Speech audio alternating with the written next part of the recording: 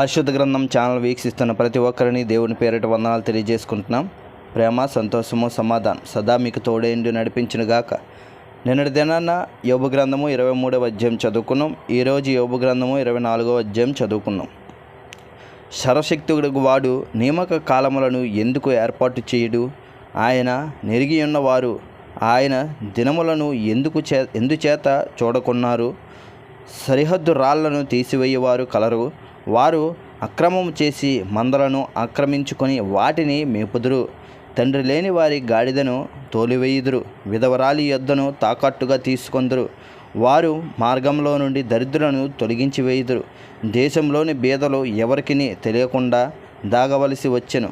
అరణ్యంలోని అడవి గాడిదలు తిరిగినట్లు బీదవారు తమ పని మీద బయలుదేరి వేటను వెదుగుదురు. ఎడారిలో వారి పిల్లలకు ఆహారము దొరుకును. పొలములో వారు తమ కొరకు గడ్డి కోసుకొందురు. దుష్టుల ద్రాక్ష తోటలలో పరిగా ఏరుదురు. బట్టలు లేక రాత్రి అంతయు పండుకొనియుందురు. చలిలో వస్త్రహీనులై పడియుందురు.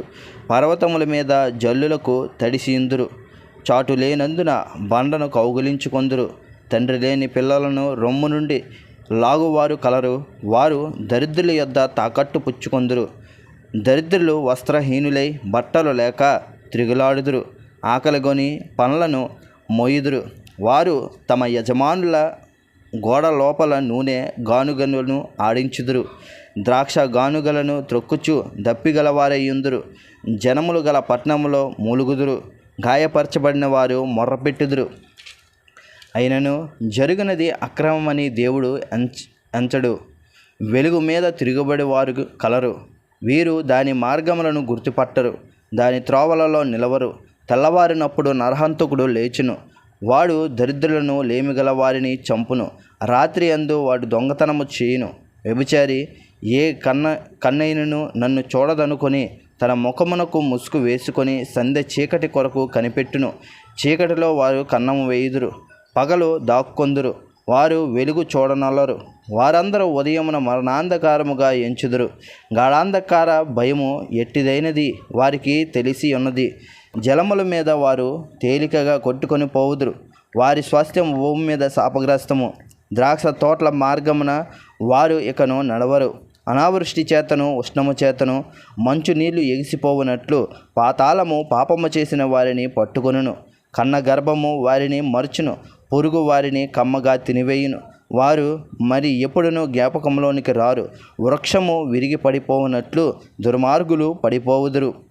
వారు పిల్లలు కనిన గొడ్రాండ్రను బాధపెట్టుదురు. విధవరాండ్రకు మేలు చెయ్యరు. ఆయన తన బలము చేతను బలవంతులను కాపాడుచున్నాడు.